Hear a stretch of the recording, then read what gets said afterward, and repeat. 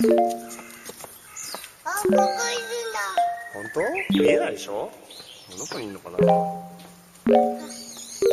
見えないよ。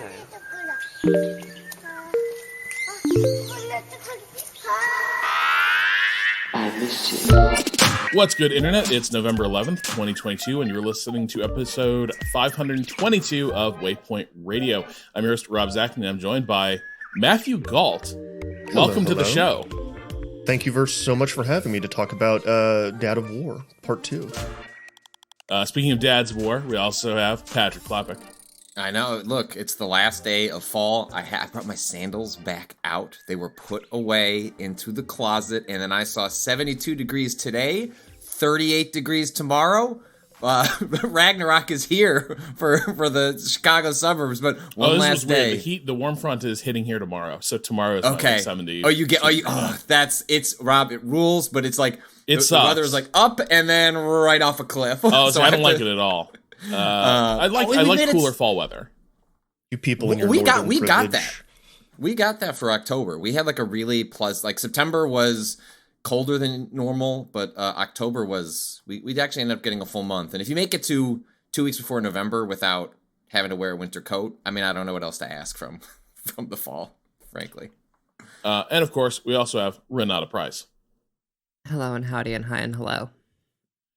So, before we dig into God of War, because I know y'all are eager to talk about that. I just want to share a little story to inspire everybody. Chaos Gate Demon Hunters can be a very hard game, and sometimes you hit a mission and you fail it repeatedly, like 4 or 5. Well, hold on, you don't fail it. It's just your victory is so costly. You're like, I'm not taking that out. We're not continuing that save. The Imperium of Man doesn't fail, it just tries again over and over. It was a combination of a weird map layout and a mixture of who was still available to deploy on the squad. So did you just randomly pick this up? Like, what is the context here? Like, we started talking about this game months ago. Like, these streams ended in Dark Tide June? comes out next month, so we're always talking about 40K. Yeah, we're always talking about 40K. Or next week, rather. It's out next week. Starts out next week? The pre-release beta starts the 17th. Did I take time off work? Who's to say? Work. Good man. No, Patrick, listen, like, football games can be boring. Sometimes you're watching the Bears get rinsed by the Cowboys, and you're like, I don't want to get fully invested in this game. All right, I'm just okay. But I'm going to pull the monitor arm out so I can have this thing floating in front of my couch while I look past it to the Bear game. And using my Razer turret with my headphones draped around my neck, I can sort of lightly follow the sound of Demon Hunters, but then also watch the Bears. Can you please have your partner take a picture of this setup the next time it happens? You don't have to share it with the wider internet. I need to see it. Will do. I will. I think it will. It'll be another thing that people will see, and people will be like, "Wow, what a great idea!" Rob's right about so many things. Anyway, sorry. Continue. Same game. So the main thing about it was just a mix of like I had, for whatever reason, I had ended up in the situation where I didn't have like any of my teleporter dudes up and running for this mission, and it turns out all my tactics in Demon Hunters are predicated on teleporting to an advantageous position and winning. And it's the objectively correct way to play the game. And the other thing was it was a no critical hits mission. I was doing the little extra bonus like win condition, which of course I did. And so it was this it was 2 apothecaries, a slow dude with a sword. It was 2 purgators, the machine gunners, an apothecary, and a very low level. What's the prestige class? Basically, the dude with the sword is like the paladin. Either way, the first battle you hit, it's the mission where you got to take out the big fucking chaos trees. Okay. And it was in this like plaza, and every time I played this mission, I would trigger like 4 or 5 pods during this opening like brawl. as everyone fanned out, and I could not handle this mission. And of course, every time it went to shit, it was after like an hour of play. Right. And so like I walked away from the game for months. I was like, this is just too annoying. And it's not even rated that hard a mission. It's just it's too annoying. And so I went away. I forgot about it. And then I discovered my cool little way of playing video games while watching sports. And move over Steam Deck.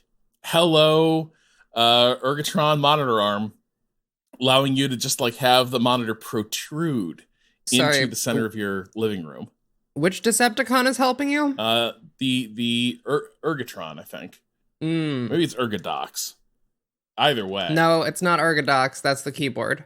Yeah, it's Ergotron then. Ergotron? Yeah. But you know, does it make the cool noise?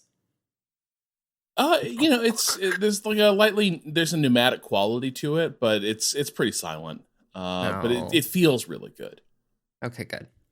But you know, the inspiring thing is in the last weekend, sometimes you go away from a problem for like 3-4 months, and it just clicks. You come back to it, and you have your sort of brainstorm, and you solve all your problems, and all your problems being, of course, this one mission in a tactics game. And you're like, what if I just do what if I make the first objective the last objective? What if I go all the way around the map and hit it from behind? And you'll think it takes longer. You'll think you'll be like, I'm just going to get like swamped by the end of that mission. You won't, because every encounter will be so easy, and you'll always be working the edge of the map that you'll control every pod. It was the best shit, dude. It was like a running gunfight between my Space Marines and Chaos Cultists. Once the first fight started, we never, like, you know how the game stops and everyone reloads and you have like a slack moment, you get your action points and keep moving? Yeah. That never stopped. The entire game was one running fight all the way through the map. And now I'm all the way back in on Chaos Gate Demon Hunters, baby. I'm still in my waiting period between... I got to that first like rough story mission where you've got to take the Inquisitor up to the gate. Do you know what I'm talking about? Or okay, aboard the Eldar ship? Yes. So I got there, and I could not, for the life of me, I could get all the way into the gate and get to that big boss fight.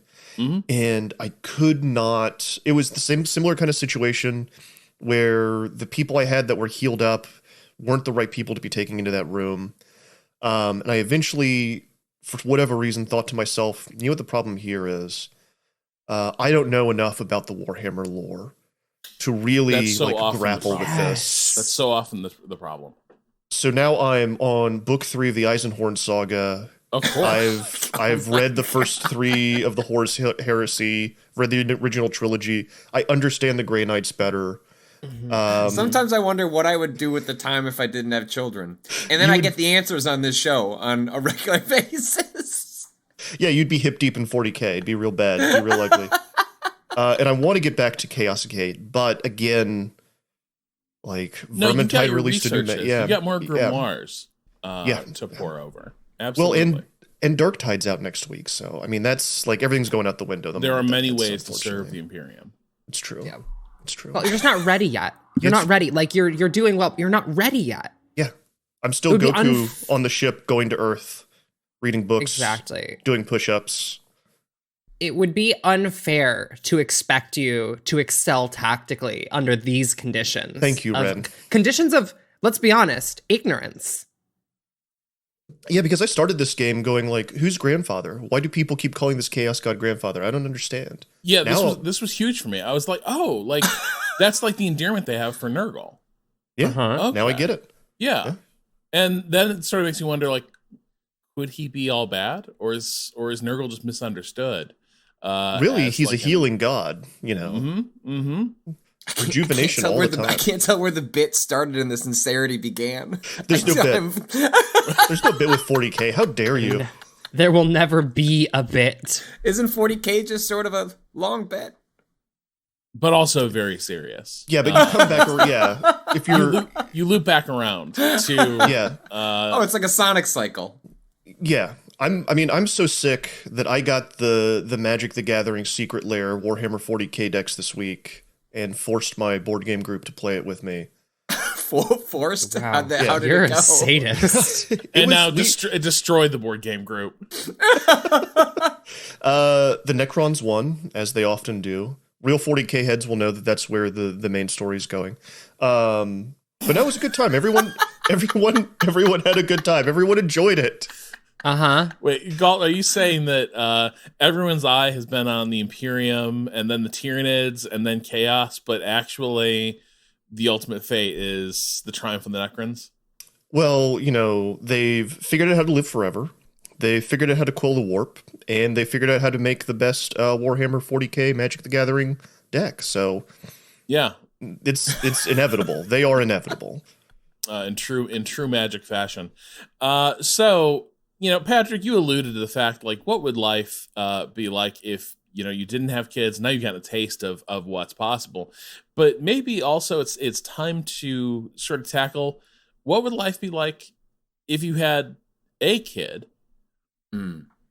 And you were a god-slaying murder dad, trying to start a new life in Norse mythology. Both Gault and I have been playing. I've pretty much only exclusively played Ragnarok for the last week and change. I'm like 15 hours. How do I vaguely explain to Gault where I am in the story? First of all, we're street dates over, like we can be spoilery on this cast. Well, I mean, it just came out, so let's be cautious on what that If you're 15 hours in, I think we're maybe about in the same place. I met up with someone's brother and freed them from. Or I think we're in the exact same place. I fought a big lizard that came through a warp hole. Maybe that's the best way to explain it. The best boss fight in the game so far. Yes, I am in the immediate side questing aftermath of that. Oh, moment. An orb. The orb? The Brock's buddy wants you to go find an orb? Yes. Yes. Exactly. Yeah. Okay. So we're in the same place then. We're in the exact same. So yeah. Okay. So we're roughly in the same spot. Like, seems like that's anywhere between 1/3 and 1/2 of the game, depending on the pacing. But where did you land on the last God of War? You and I play a lot of these sort of like big single player story driven things. We both weren't all that into Horizon, like the most recent one. I fell off that, and I don't know that I'll ever. Same. At this point, I'm kind of hoping the Netflix TV show will just tell me what happened in that game, because it's hard for me to imagine going back, despite quite liking the first Horizon. But where did you end up on the most, not first, but the most recent God of War reboot from a couple years back? It's funny you mentioned Forbidden West, because I want to talk about it more in relationship to this. Please. Like, why? Because something that's been befuddling me, I'm going to answer the question, I promise. But something but I don't want to lose this train of thought. Something that's been befuddling me as I'm playing this is that you've got these two Sony first-party titles, both of which I really loved. The first one, I loved that first God of War. Yeah, I really did. I thought it was a very interesting take on this character that kind of just tore ass through the early aughts. Was like this very early aughts video game character, just like killing and fucking its way through the pantheon. I think the last podcast, Rob, you said like grinding up women to solve puzzles. Yeah, and then the game just says like you were a piece of shit. Yeah. We're gonna find a way to forgive you because we need the narrative to keep going, but also you were a piece of shit. We have to be better, as Kratos says. Probably the most famous line in the first game. But yeah, and on top of that, like, it played really well. It was really fun to explore this world and kind of have this light Metroid, like unlocking the new weapon to get into a different area and it felt good to axe up Draugr and all this stuff, right? So I loved it. I loved that first game. I really enjoyed the story. I was excited to see where it was going to go, which is also how I felt about Horizon Forbidden West, or for Horizon New Dawn. Zero Dawn. The first Horizon game. And then I played maybe the first 10, 15 hours of that Forbidden West, and I felt my soul leaving my body like every time I tried to boot it up and push through. And I couldn't get back into it. Whereas Ragnarok is also kind of similar, where it's very similar to the first game, I think. It is doing really kind of focusing on continuing the story. And then as you go into it, it does start to deviate more from the first game, right? Like you start opening up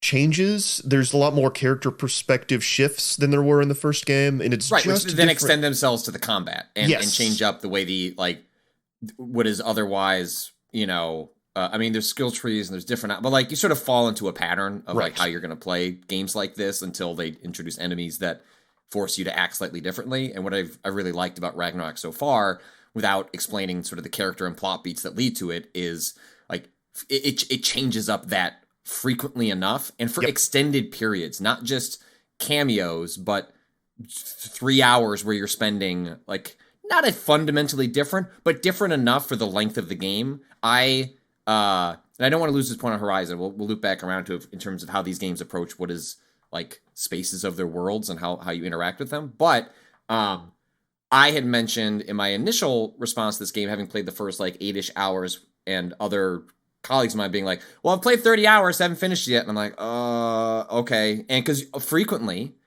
I associate that with a Horizon Forbidden West, or games that here is a giant map full of a lot of bloat that really drags down the stuff that is here, and it is frequently difficult to figure out what should I be focusing my attention on, not because I just want to mainline the story, but because I want, like, give me a clear sense of what is the good stuff, and then what is here for collectible, and I just want to stay in this world as long as possible. I'll be here for 100 hours, it's fine.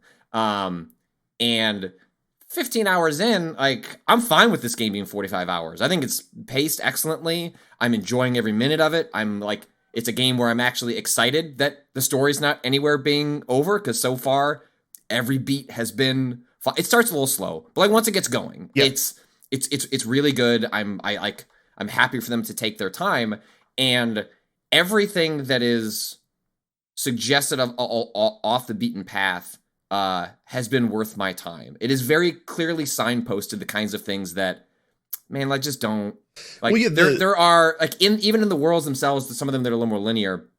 There are these things you'll come across that you can't interact with, and the characters are like, "Hey, we don't have the equipment for that," which is like a really goofy, almost fourth wall breaking like moment for a game full of magic, where it's like, yeah, but like, you could probably just lift me up and I could get over this cliff. But it's like, no, I don't have whatever wind object is going to let me interact with that. And then it's so clearly, hey, at some point, much later in the game, you'll get some sort of magical Metroid equipment MacGuffin that if you want to come back to this area and clean up the rest of the objects, we're going to give you other combat encounters a reason to do that. If you just want to keep doing the story, like, just keep going down the pipe and you'll be fine. And I just think this game has a really good sense of how players want to spend their time, different tiers of players of how they want to spend their time. And even when it has open worldish areas, they're not that big, but they're big enough to feel like, oh, I'm going to spend a couple hours here. But it doesn't feel as though I'm going to spend 30 hours here. Like, every spot that I land on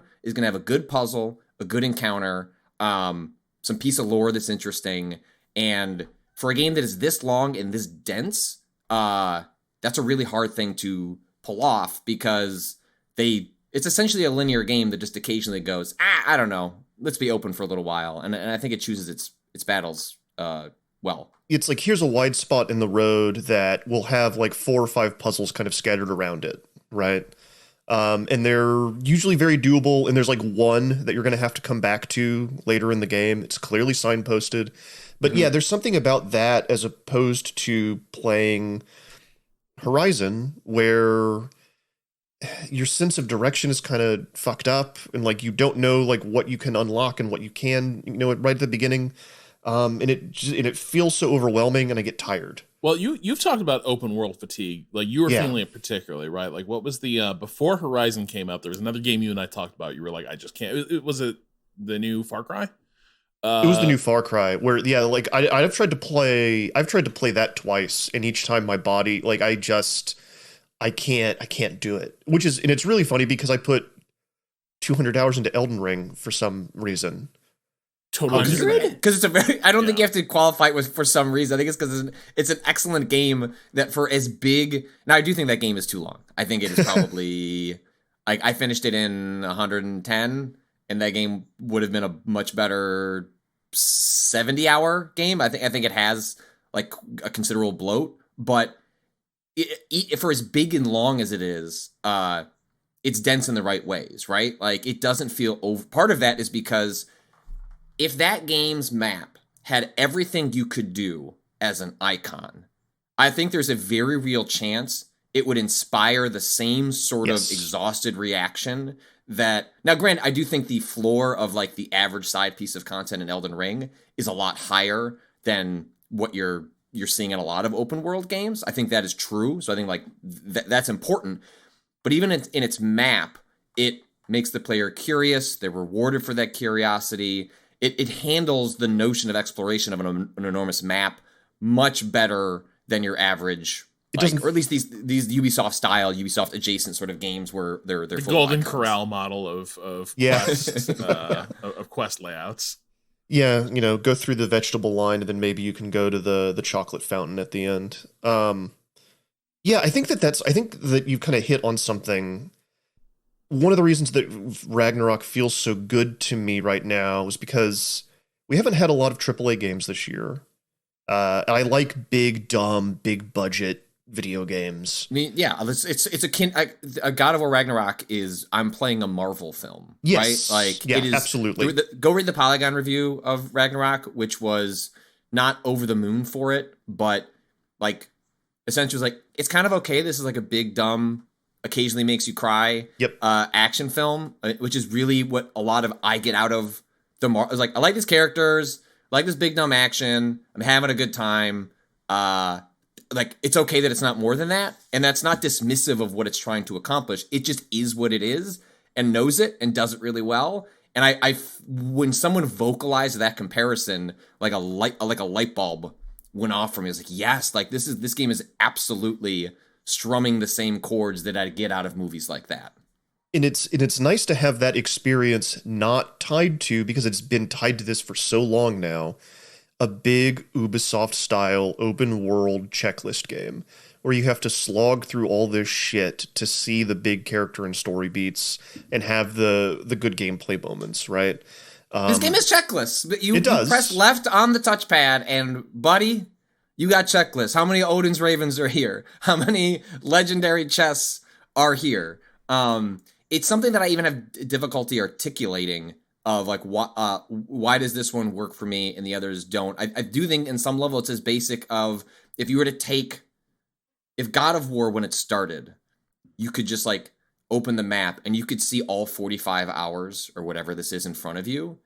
I do think there's something about the presentation and how it is doled out in this piecemeal fashion where at some point, I mean, the game signposts very early on, like, hey, here's a world door. You're eventually going to be able to go to all these, like, here are all the hubs, you know, like, you can only go to one right now. And there's something about the way they pace you through what is otherwise going to be a big world. And even in the sections that you're going to, they structure even the geometry in a way that feels limiting. Like, it's all, in some ways, I think it's not much further from the games we are describing, like, in practice, but in presentation, in how I experience it, it feels so fundamentally different that I don't know. I find myself spending the time to go find things in this game in a way that I don't in others. And maybe that's just because it's like, just take a nibble off of it. Like, we're not going to give you the whole meal in front of you because the meal is overwhelming. The buffet is overwhelming. I also think that there's something about you're constantly in conversation with your companions as you're exploring these spaces.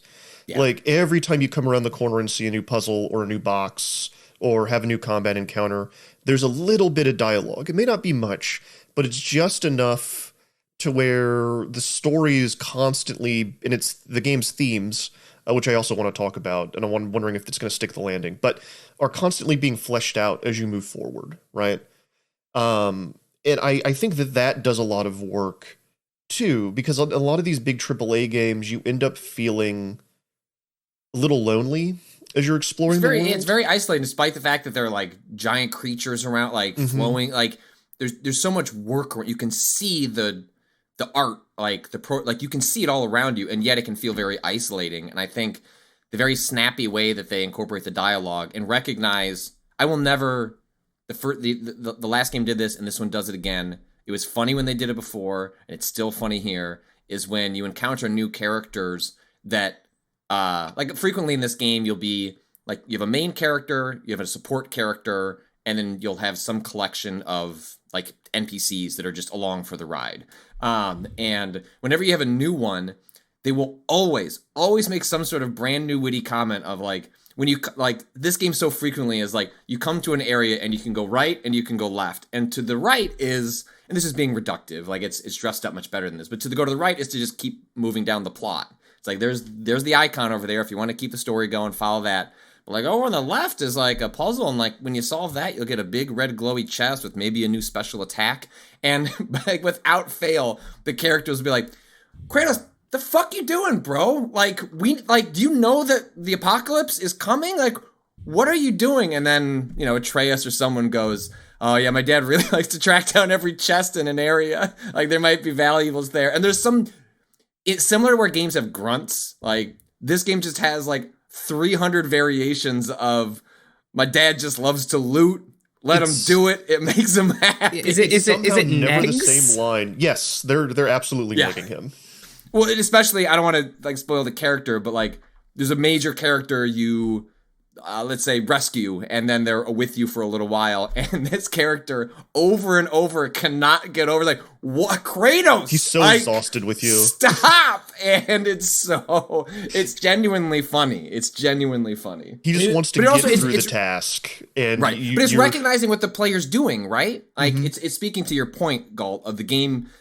Like these side quests are not just, I mean, you know, whatever your definition of filler is, but like the game treats them as important because the characters comment on your actions, and then it makes the player feel valued in the time they're spending doing it, regardless of like what actually is in that chest, which might just be some more hack silver and some timber. Well, and also like to the point of loneliness, like because I watched my wife play a fair bit of Forbidden West, and she loved it. I mean, game looked incredible, and I think if I weren't quite so burned out on anything Assassin's Creed style, I might have been maybe more.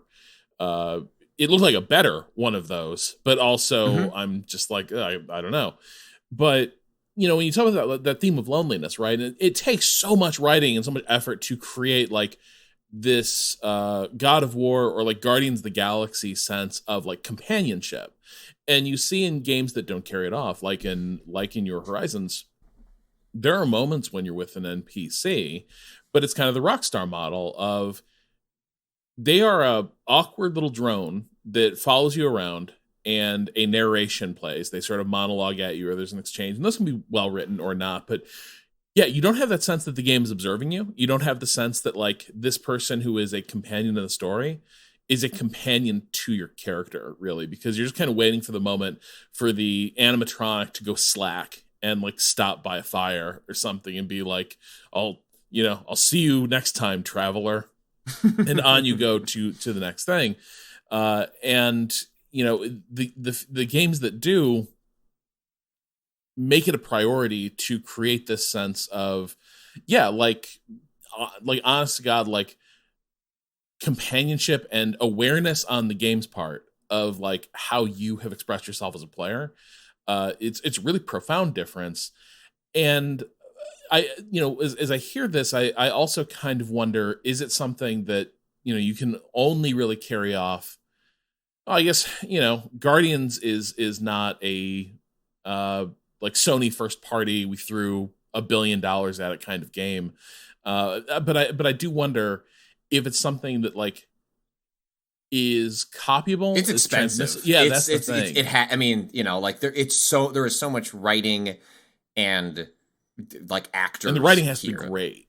And the writing, right? It would, because then it would be grading, right? Like that was the thing that was so striking about Guardians, and also like that main creative director, she left Eidos and is now working on the new Mass Effect. I don't know if that new Mass Effect will be good, but she is directing a bunch of narrative on that new game, which makes me at least excited for the talent that's associated. But yeah, I think it's a money thing and a quality thing, not just from a production standpoint, but from, okay, like if we're gonna make 150 cracks about Kratos looting, like they better be good. Like the player better like feel like they're like, that's one of the rewards for going off, is that you might get a new piece of dialogue. And even related to this, that is cognizant of the player experience, Gault, every time when you it's like the realm between realms or whatever they call that, which is like, you know, where you're running along a tree branch. Yeah, and you're going on to a portal. Yggdrasil's branches, basically. Yes.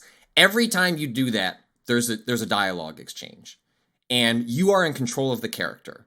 And every time I try to outrun the dialogue to see if I can, and you never can. The game is setting the portals and to make sure the player never encounters the thing I encountered in Guardians quite a bit, because that game also was extremely talky. Was I'm just gonna time to idle in this room because I'm afraid that when I go around the corner, the next set of quips are gonna load up. And that God of War in general is broadly very good at transitioning dialogue so that the player never loses that. So the player is always moving forward, but never standing idle to lose a piece of lore or a piece of interaction between the characters. I've never in this game, despite how much talking happens, managed to stop the characters from finishing a thought, because the game is so cognizant and aware. Is this not true? Have you managed to do this? Well, there's a place where it's a little bit more clunky. And the first one did this too, actually. And it's when you are exploring the open world areas. I noticed it a bunch in the desert in Alfheim. Yeah. And what it does is you're zooming around and Mimir's telling a story, and you get up to a puzzle, and you get off of the thing that you're using to travel. And Kratos is well, let's stop for a minute so I can figure out this puzzle. But it's clunky, but it's I love that it recognizes you would want to hear the rest of it, right? Yeah. And then they do pick it back up when you get back on the sled. Yes, and I guess I just one of those things I think makes this game work. These last two games in particular is that understanding of the moment to moment player experience, which I think is something we're hitting on here with open world games that, you know, plenty of people like Horizon and the new Far Cry, and that's fine. In no world am I trying to take that away. That's a place where I'm at personally, and then I just played too many of those. But there's something about that attention to detail of the player experience that is very specific to these God of War games that you see over and over again as you play them, that, I don't know, allows me to engage with it on a level that I think I would find grating in other games of, you know, similar caliber. I did get a little tired of, and it's really backed off of this, Mimir in the first couple early hours of the game, mostly in the combat, because the game signals to you in several different ways, when you are surrounded by enemies. You've kind of got a ring, and you've got, there's an arrow that will point behind you that'll either be yellow or red to let you know what kind of attack is coming from behind.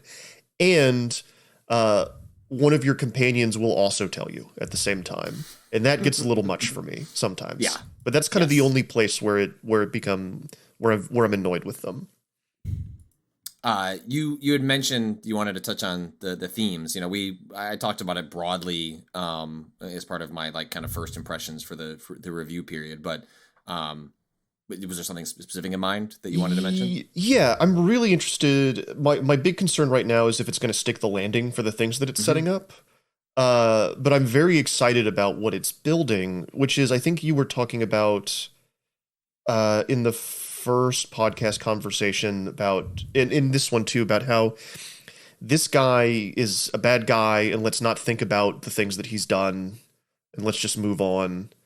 I would say that in some part this game is about, and it's not just Kratos, but it's something that kind of reverberates through every single companion character, every single character almost.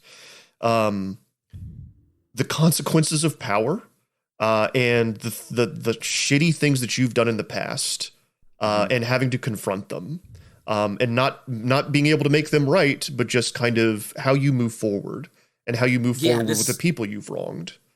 I mean, the game has a whole, broadly, one of the ways the game operates is you go in, complete a main quest, you kind of finish an area, and then it unlocks a side quest that you can still do there called a favor. Mm-hmm. And these favors are either related to characters in your party or a character you've met. And broadly speaking, it's about trying to right a wrong. The reveal of what the first one is so fucking cool that I don't want to spoil. if I was to even describe it, it's just such a cool reveal. But like, it is about like someone like Mimir or Kratos or Atreus, like confronting something they did and trying to make it right. But like, so many of the themes of this game over and over, at however far I'm through it, are essentially about like, well, you can't and you won't, and what are apologies? What is it? What is like the function of grief within an apology and empathy? And like, you know, again, like it's a game where you're fighting Odin and, you know, giant lizards. But I have to admit that I've found the like broad, and this is not something that is just like picked up and put down. It is essentially like, I think probably the broad theme of the game is like, what is forgiveness across a long life, and not how do you yourself make good with that, but what does it mean to make good with other people and maybe they don't forgive you in the process, because there's no making it right. It's just sort of, I think as Kratos says at one point, like just leaving it better than how you found it and learning to move on from that. And like as a mechanical thing of just like giving side quests more weight, like it works really well, and I found like that tied into the main story has been like more effective than just, man, that Odin guy's a real prick, and he is. Oh, they make like, you. He is. They make you understand like what he has done to people, and not just like the scars are not just physical. I mean, the trauma that Odin's policies and power have inflicted on the land.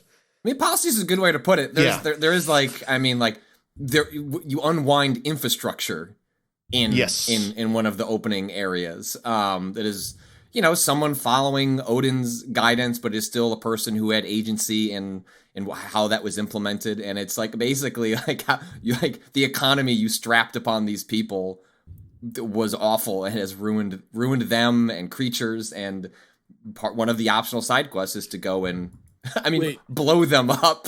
But is this like Odin Allfather as like municipal machine politician, just remaking the world like according to his own? I know it's Toby Ziegler. Yeah. It is, and yes, he's going like it's evil Toby. Yeah, it's essentially incredible. Mm-hmm. But he's like. But he is basically doing like, we're going to redevelop the world.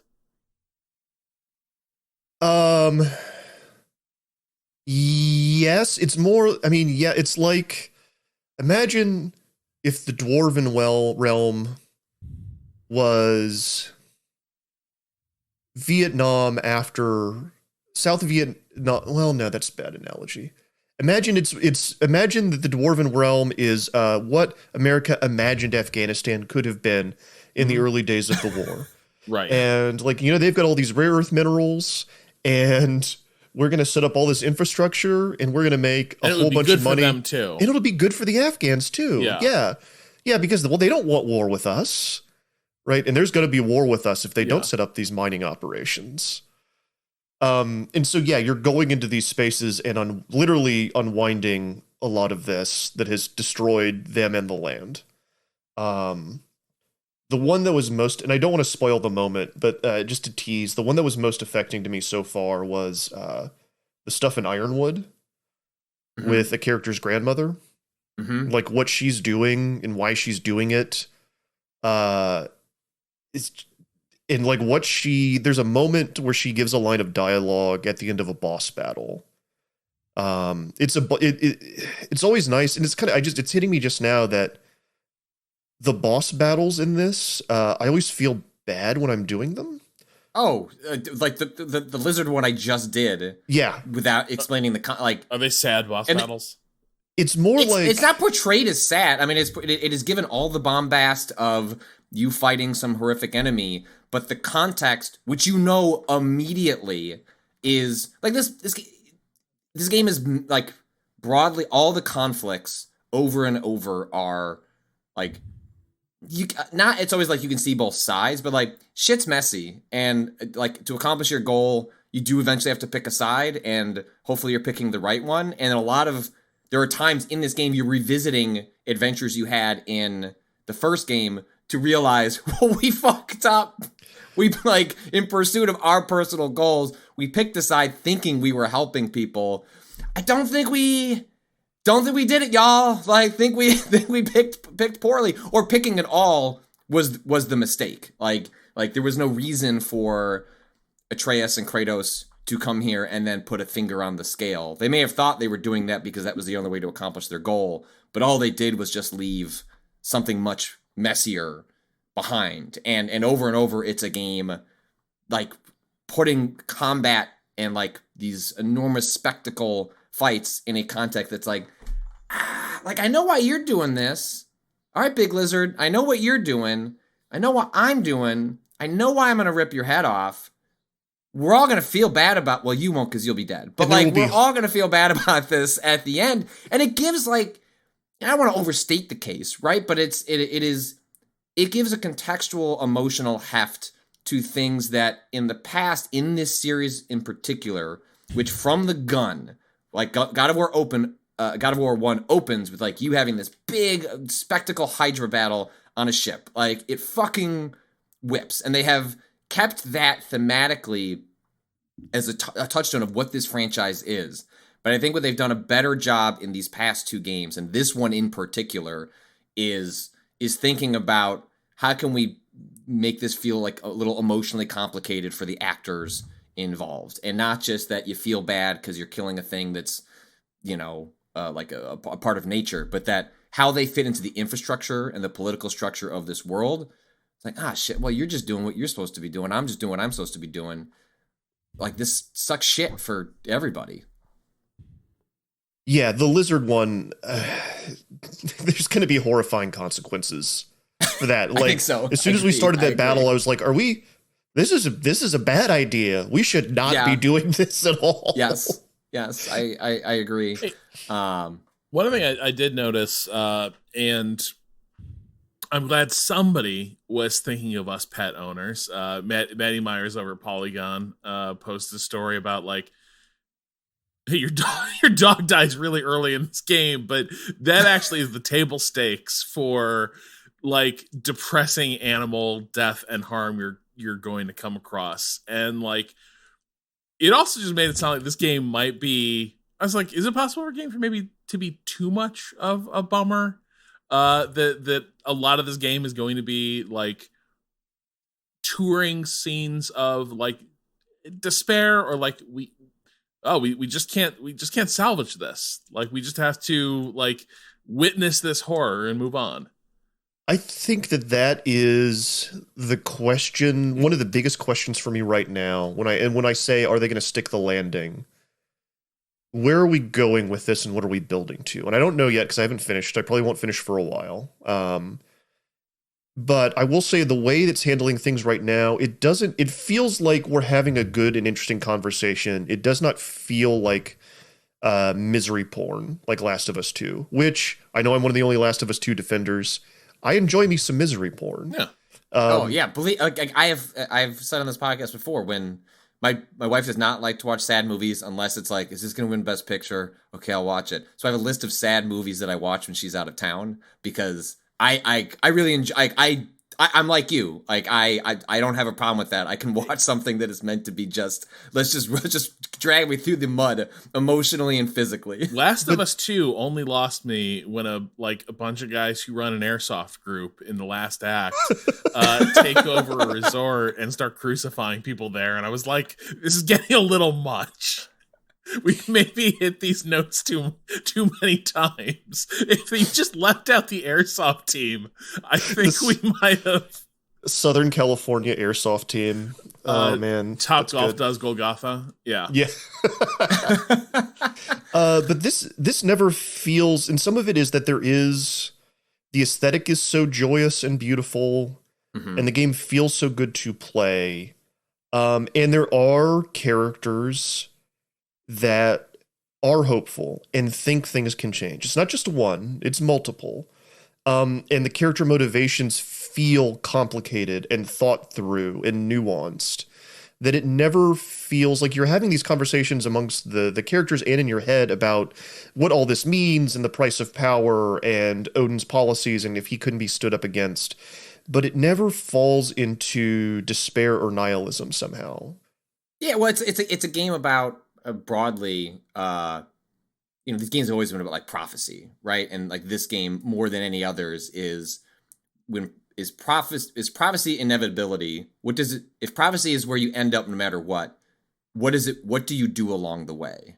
And does that impact what happens when you reach that point? And I think that's, like Kratos over and over, this game is about like, the unfolding of Ragnarok, which is, essentially the equivalent of war, in this world. And he keeps saying like, I don't want war. I don't want that. Like, what can we do? But like everyone else is like, well, I don't know, man, the giants wrote some prophecies. The giants are pretty smart. Everything else that, they saw before, it's just going to come to pass. You just sort of have to accept it. But there are multiple characters that do not want to accept that prophecy is destiny. And this game spends a lot of time sort of unpacking that. And even if it ends up where prophecy is destiny, I think what it's trying to explore along the way is, well, that doesn't mean you have to take the most efficient, brutal, nihilistic path there. Which frankly, is part of the problem I think many of us had with The Last of Us Part 2, which is like, no, but like, what if we did? Like, what if we took just like the brutal, most nihilistic path to that point? And, God of War, like, at least opens the door with multiple characters, as they brutally murder things along the way, like questioning how they've arrived there, like, and how they might be able to do things slightly differently. I mean, there is definitely a tension between the on-screen violence and what the characters are saying. It doesn't feel as far apart as, Uncharted or something like that. At least is acknowledging that its violence is part of what's happening, as opposed to the cutscenes and the in-game action being diametrically opposed. Like, the violence is necessary to achieve their means. I think it's more, what kind of good can we do along the way as our blade slowly slices open the... Yeah. I think the thing that doesn't work for me sometimes, Gault, is, well, when we do defeat these enemies that we feel sad about, we do need a cutscene in which we do it in the most brutal fashion possible. Oh, yeah. Is it more... Am I just misremembering the first one, or is there more decapitation and arm rending and brutality in the last one? In this one, more so than the last one. Did they up the violence a little bit here, or am I just misremembering? I don't know. Like, it all kind of mashes together, right? Because the game is always trying to one up itself in that regard. I mean, the one I mentioned on the previous podcast, but like there's an early boss fight with Atreus and Kratos where they're fighting kind of a lizard creature, and like, the way these boss battles work is you whittle down their health and then you hit R3 and then you get the cool cutscene to finish them off. And, like Kratos is like holding their head so that Atreus can come over and take a knife and like slit through their body. And it's like, do we have to? Is this how we be better? Yeah. And that feels like it's those moments most acutely where I feel like the legacy of this franchise is holding back like the most away for what it's trying to do on screen and almost everywhere else. It's like, do we need to do it or do it this way? And I don't know that it necessarily needs to all the time, because I think it ends up taking away a bit of what it's trying to grapple with in the main narrative itself. And it's constantly trying to kind of hedge against that, I think, a little bit. Just like the arc in gameplay of your companion character in Alfheim, like where they start when you're getting into combat encounters and where they end up. It's really good. Is really good. It's like one of the most interesting sort of like companion characters I've had in these games in a while, because they actually go through an arc that is interesting and understandable, and in gameplay too. Like it's all happening like in your combat encounters. It's like super. You don't see that in these kinds of games very often. That was super fun and good. I guess the last thing before we move on is we tend to do this. We did this when we talked about Last of Us as well, when the three of us were discussing that game. But are you also enjoying playing it? I am. I know I kind me of, too. I think when we talked about The Last of Us, the remaster, I was like, I'm not really here to experience the gameplay. But this, I'm really enjoying it. They have it's funny because you start it and you're like, okay, well, I'm just playing the first one again. Same abilities. I can see all the different trees and everything that's going to happen. And they keep doling out like new systems at a really good pace that keep you engaged. I wish it was a little bit faster. It's like, yes. how many times do I have to look at the heavy runic slot and not have anything? 20 hours in, it. still don't have anything. Yeah. Yeah, so there, you know, I do wish there was a third weapon, right? Like, I don't know if that happens later in the game or not. Yeah. But like, I've used this axe, and the axe is a little different. I've used the Blades of Chaos. They're a little bit different. And broadly speaking, they find tweaks to that formula through your companion characters and what they do with those companion characters throughout the game. And I do wish there was a little more room for. I wish there was a third weapon that like was like just fundamentally different than what I'm doing with these. I've got a feeling we're gonna get a late game twist. I agree that there has to be something along. Like it would be shocking to me, especially because they give you the axe and the Blades of Chaos right off the right from the start, and then you're just working through a skill tree from there. Yeah, I kind of appreciated that, you know, so many of these games, they even did it in like an old God of War. Like you've gone through like God of War 1 and 2, and I think it's the third one. You have all of these weapons and like all this stuff you use to all these skills, and you fall into the river that's in Styx that makes you forget everything and you lose all your equipment. And they break like one or two things here. But mostly you get to keep all the stuff you had in the first game. Yeah. And I kind of appreciated that.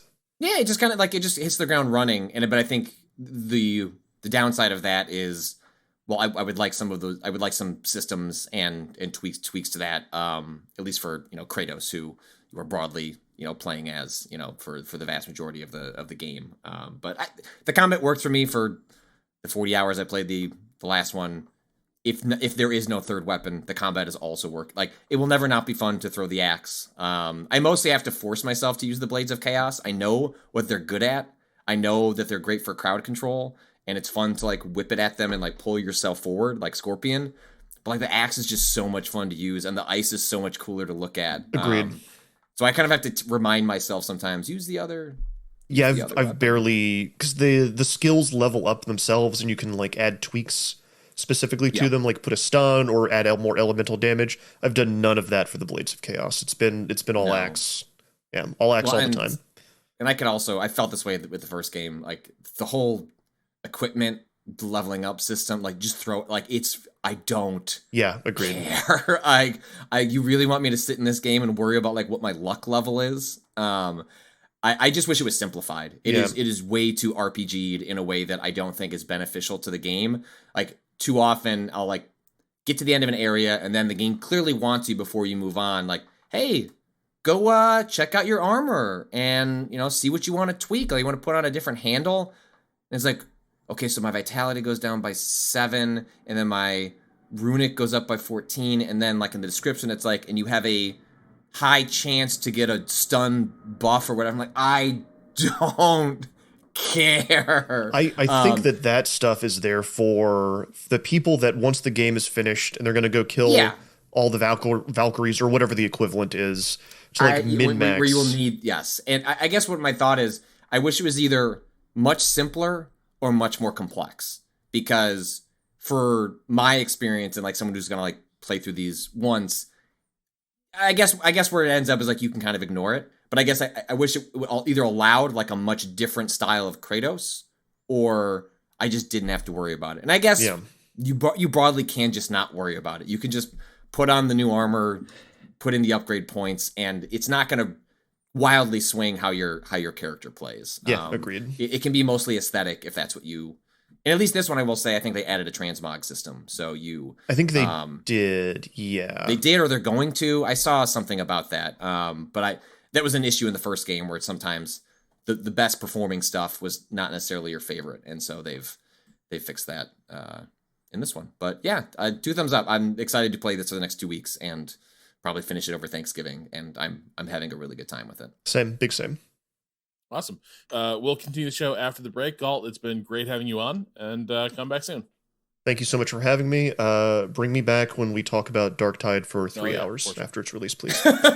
There was just a single podcast dedicated to. But I think the Warhammer pods just have to be their own thing. Like, all right, fine. Separate Warhammer 40K series. Yeah, exactly.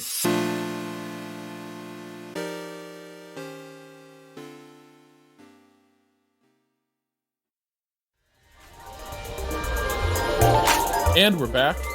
So, Ren, you've been playing a couple games from Humble lately. You want to talk us through what you've been up to? Yeah, definitely.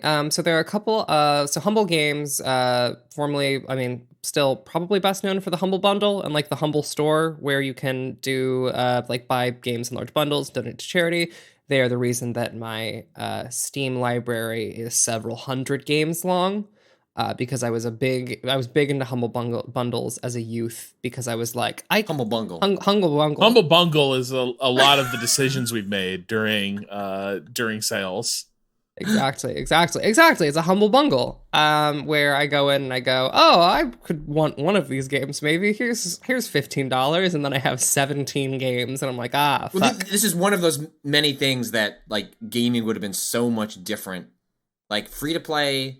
And then Steam plus like sales. It's like, geez, just your access to get games as long as you're patient is so much wider than it was before. Right. And so Humble then went on to start doing a lot of publishing, or not a lot, and a significant amount of publishing for indie games, including one of my Game of the Year contenders for this year, Signalis, is published by Humble. And so I decided to take a look at what else they've been publishing, and honestly, it's been W's so far. Also published this year were Ghost Song, which is came out of, I believe, pretty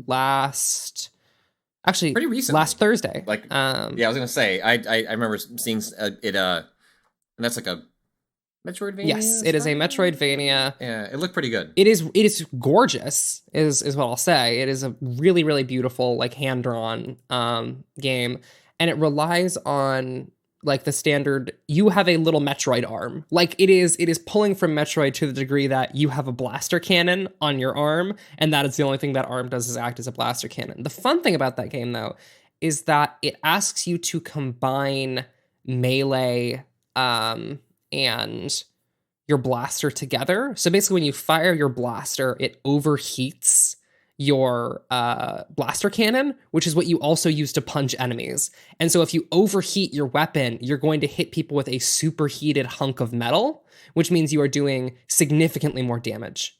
And it is also just like a really engaging Metroidvania with everything. Oh wow, they just have the straight up Samus flip in this, like okay. Yeah, Patrick. I'm looking at a trailer for it right now. Like when you jump and go, flip around, that is just, hey, we're signaling. That's the Samus sprint, baby.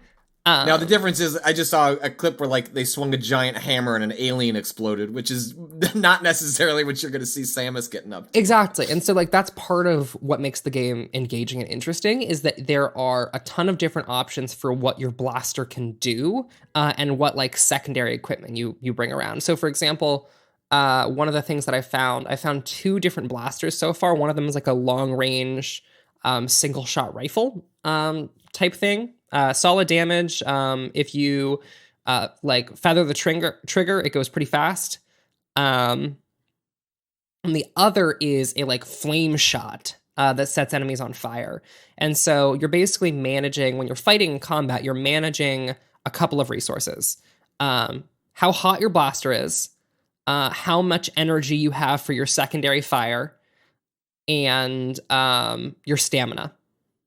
Because this game has a dash, a dodge with invincibility frames, which also pulls in the same stamina resource as your sprint and as your melee attack. And so combat is all about balancing those three things off of one another and constantly switching how you are approaching fighting a given enemy. It's really satisfying when it's working well. I think there are times where it can be a bit floaty in a way that I don't love, but I'm loving the world and like art so much that I kind of don't. This game's vibes look care. Incredible. Like a mix of like sci-fi trappings over what look like dark fairy tale, like dark decaying fairy tale aesthetics. That is 100% what it feels like. It feels like you took if in a world where it feels like if you took a science fiction like universe, right? And then there was just one planet where magic worked. What if there was one planet in the entire universe where magic just fucking worked and you just so happened to crash land on that particular planet? That is the vibes here. In a way that I really, really love. Like one of the first, like most evocative images the game has is, and so I'm grabbing a link to this. You walk into a room and you just see a woman suspended from the ceiling, pierced by roots. And the lighting is gorgeous. The art is fantastic. And like there are arresting images like this everywhere. And like the narrative it's setting up so far is really light, but you basically wake up in what is called the dead suit, which is the name of your suit, and are told like, this has been, yeah, I know, right? This has been dormant for like a couple of 100 years.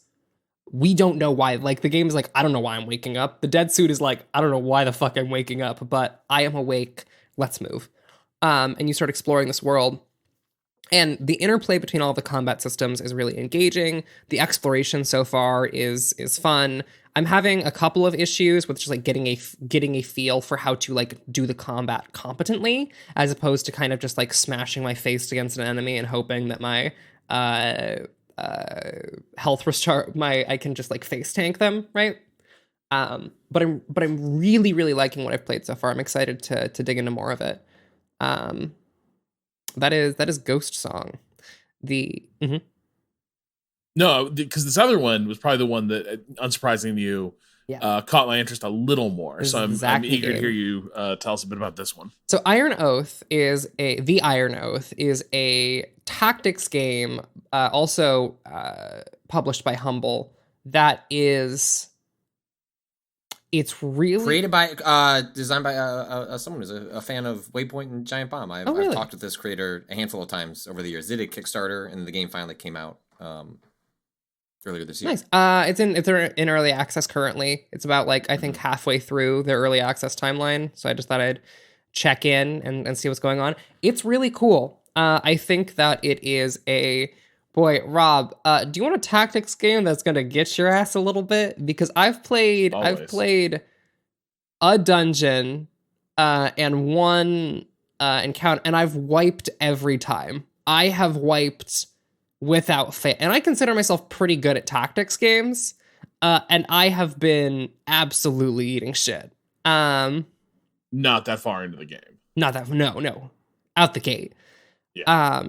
The basic idea is that you are controlling a party of 4 characters, each of which come from a different class, or you can actually have 2 of the same class there. On a hex-based map of tiles, with some light cover mechanics, is like a dark fantasy setting. And so the cover mechanics are only really applicable to ranged characters. But what the game does really well is it has its classes feel really good and distinct from one another in a way that is like more interesting than I would say most, at least stylistically, more interesting than most tactics games, right? Most tactics games, you start off with just like guy with sword, guy with bow. Right. Wizard. This is basically where I started playing Expeditions Rome.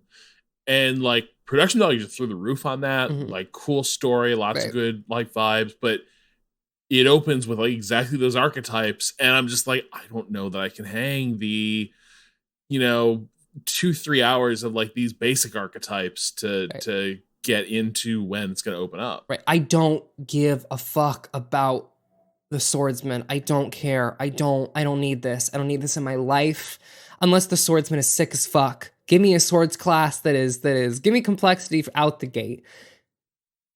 Enter the Iron Oath, which is like, okay, class 1. Let's welcome to your first tutorial battle. Here are your classes. This is the Pyrolancer. The Pyrolancer is a mixed melee magic class whose whole thing is that they are a spear-wielding pyromancer who can buff allies, create traps on the ground, or set enemies on fire in a line.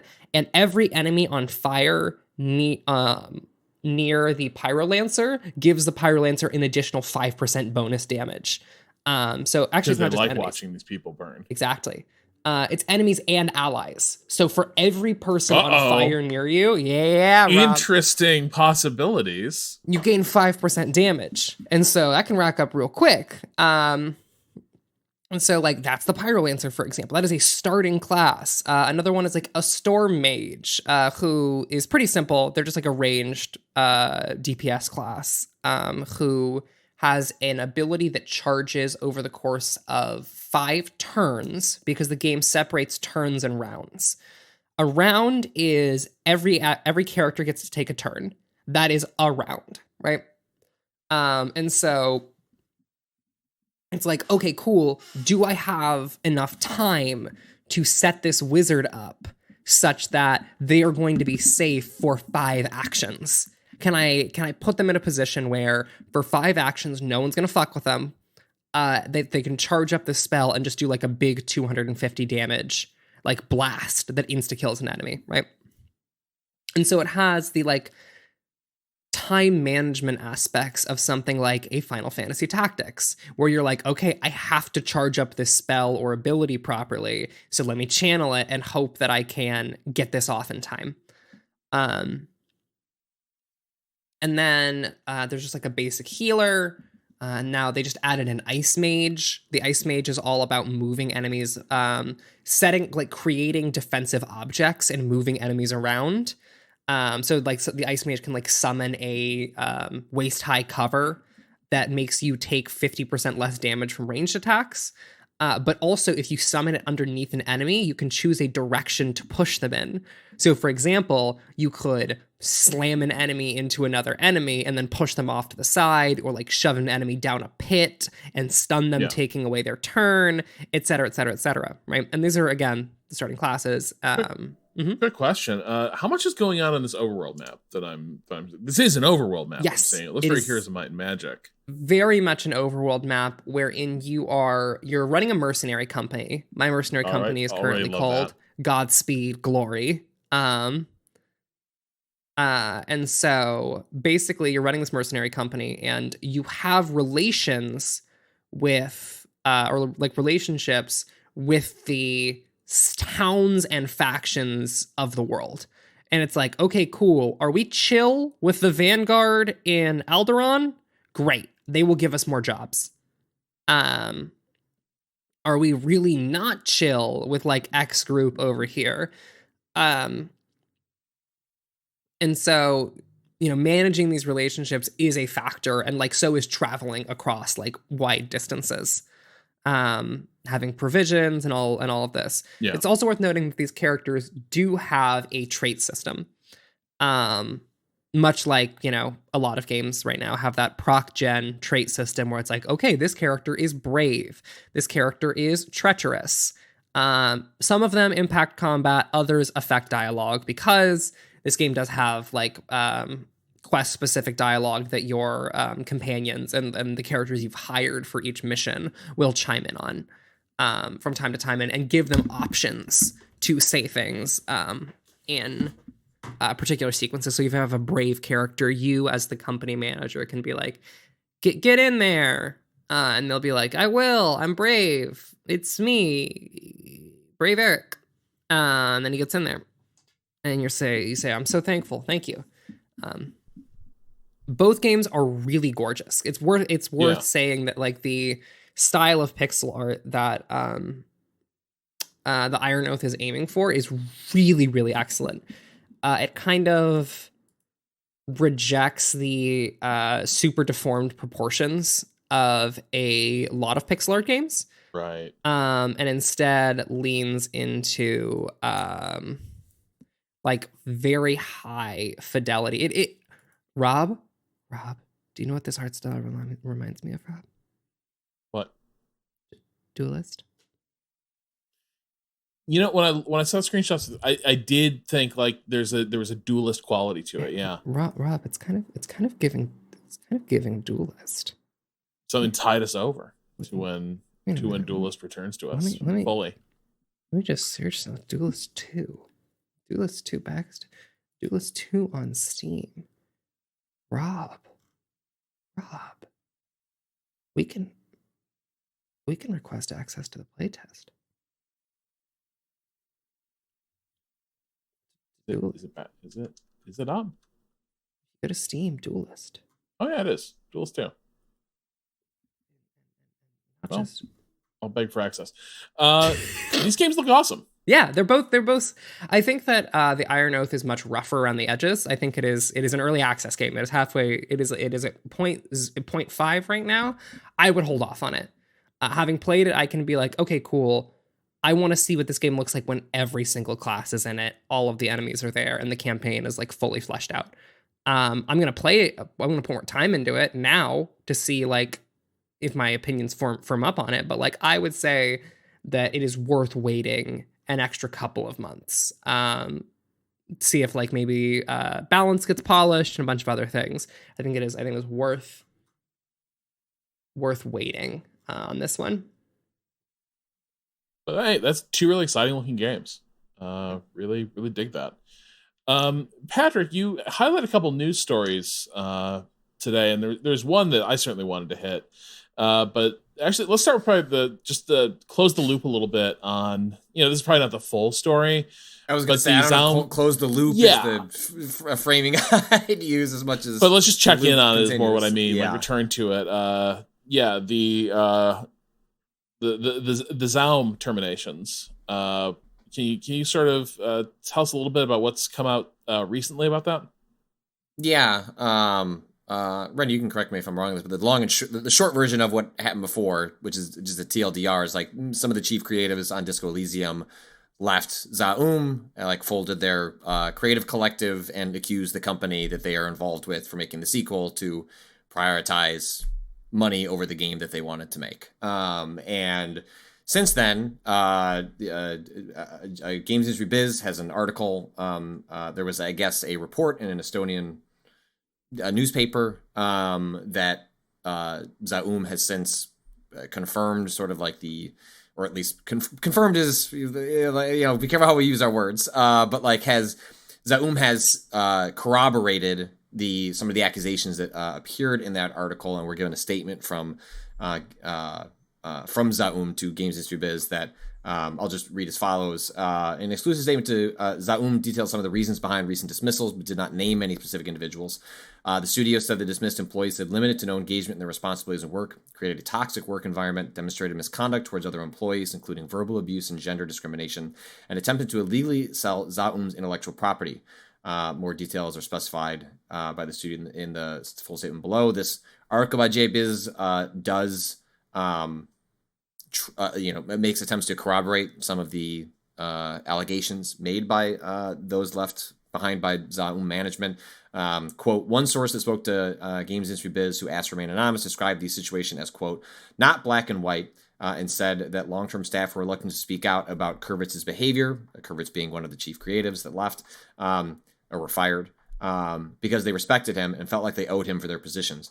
One source claims staff hired later on did not have a clear picture of the situation and felt uncomfortable speaking out on behalf of others. And so, messy, right? So on one hand, when we first talked about the story, it was, hey, these folks have come out and issued a statement that is very easy to imagine that the business people came into a indie game that sold a lot and was going to have a broader, more expensive sequel. Easy to see how that gets messy. But it did always feel like there was a shoe to drop on that. In this case, it might be multiple shoes. And there's this, and then the most recent update is Robert Kurvitz, the former game director, and Alexander Rostov, the art director on Disco Elysium, releasing a statement on Medium. A quote from here. Well, the TLDR of this is like essentially like it's We are Robert Kurvitz and Alexander Rostov, the game director and art director of Disco Elysium. Our stake in the game exists in the form of minority shareholdings in an Estonian company, Zoom Studio, which owns everything related to the game. The majority of this company's shares were initially held by Margus Linnamäe, an Estonian businessman and investor who provided the initial capital. In 2021, they were bought out by another minority shareholder, different Estonian company. There's a lot of essentially they are claiming there are both civil claims and criminal charges on the table in Estonia and the United Kingdom. They claim like there's a lot of messy, emotional, personal, business, financial accusations that are flying from basically every direction. This does sound like the kind of thing that could end in a lawsuit, although that hasn't happened quite yet. But that catches us up to where we are, and I think at the very least suggests quite like the Bayonetta voice actor situation that emotional pleas that come from creatives are very easy to buy into because those narratives are frequently correct. Go look at what just happened this week with what's his name? The Doom composer from Doom Eternal. Jesus. Yes. You want to tell people what we're alluding to there? What, the Doom thing? Yeah. Oh, geez, like where to begin on that? Let me pull up this. Oh yeah, Mick Gordon, who is the composer on Doom and Doom Eternal, and not just a video game composer, just an incredible composer, amazing work for Doom and Doom Eternal. There was a bunch of back in like I'm going to get some of the facts on here mixed up, but my understanding was that essentially when the OST was being prepared, like the full soundtrack for Doom Eternal, it was released in a bad state. There were a lot of complaints about it, and there was a lot of acrimonious back and forth between Mick Gordon, the composer, and specifically Marty Stratton. id studio director Marty Stratton, that resulted in a lot of bad blood, accusations of each side not acting in good faith, and Stratton writing a Reddit post that essentially painted Mick Gordon as a real villain, which was a side that kind of got adopted by the community. And then almost 2 years later, Mick Gordon has released a lengthy novel, or a more novella-sized response. It's like a legal brief. It definitely reads. It has the language of a writer speaking from their perspective, but the tone of a lot of lawyers have read through this to make sure that nothing is being said that will put Gordon in any sort of legal jeopardy or any jeopardy that they aren't aware of that they're about to proceed in that may be kicked off by publishing this. And essentially, again, TLDR of a very complex situation, pretty credibly accuses Marty Stratton with a number of receipts of lying, of not acting in good faith with Mick Gordon, and is the kind of thing that, 2 years later, we have a bunch of new facts that don't necessarily draw us to a single conclusion, but makes the conclusions that were drawn 2 years ago a lot more complicated. And I think that's part of what's playing out here as well with Disco Elysium. Mm-hmm. Yeah, I mean, I think that the bummer about these situations is that, a company can very easily take power over chief creatives, but also chief creatives frequently take power over their employees in the worst possible ways, regardless of the politics of the text they're working on. And it is a huge bummer. I hate it. I hate it when everyone in the room sucks. That is kind of the worst case scenario, is where it's L's kind of all around. Right. Even putting aside, what is the quote truth or facts of the matter? If you sort of step back from both of these circumstances, it's I wish Mick Gordon, who established didn't just work on Doom, also worked on Wolfenstein, established these sort of sonic identity of a lot of Bethesda projects in a way that rules. I really, really like Mick Gordon's work, and one of the reasons I was upset that I didn't care for Doom Eternal was that, well, I'm not going to be able to experience that soundtrack in real time with the game. Is it I want Mick Gordon to to work on Doom 3 or whatever they're working. You know what I mean? Like I wanted the Disco Elysium folks to make the sequel they wanted to make, and creative endeavors are never that simple. Like this is more common than you think. It's not always just as publicly messy as these situations. But I think bummer is the appropriate word, Ren. Yeah, it's unsurprising. Like it's contested territory, and I am certain it is. It sounds like an enormously complicated transition of power, ownership, just eras within the studio is also unfolding. Probably like was gasoline on all of this as well. Well, and also, what do you do when there's a reason that these different ways of structuring companies tend to happen on a small scale. There aren't great examples of scaling them up. Not that it can't happen, but we saw this with the Dead Cells developer, which was I forget which structure. They were a co-op. They were a co-op, yeah. Right? And then Dead Cells becomes a phenomenon. Like becomes so big and so successful that they have a spin-off studio dedicated to ongoing support of Dead Cells, while the folks that were part of many folks that worked on the creative brain trust that made that game wanted to do something else. And that studio stayed where they are, remained a co-op. They spun up a different studio that was not a co-op to work on Dead Cells. And that's not, I'm not saying that has to happen, but it is not surprising that you see like existing structures glom onto a thing as it gets bigger, and it goes along. Yeah, I was just saying, like, I think the Dead Cells example is an interesting one because you see basically the original studio remains a co-op, and that spin-off studio being led by one of the people who was not interested in that. And just I believe, if I remember correct, it was either the marketing, the head of marketing at the co-op, or the the biz dev guy. Yeah, I wrote a big profile on this a couple years ago. If you Google search it, the ambitious future of Dead Cells is ditching co-ops for capitalism. It's a good headline. And I think one of the reasons it caught my eye when I got the press release is that the spin-off studio, the non-co-op, is called Evil Empire. Yeah, it's really funny. It's a good joke. Like I gotta hand it to him. That's a good joke. That's a good joke to spin off from a co-op and then call yourself the Evil Empire. It's very funny.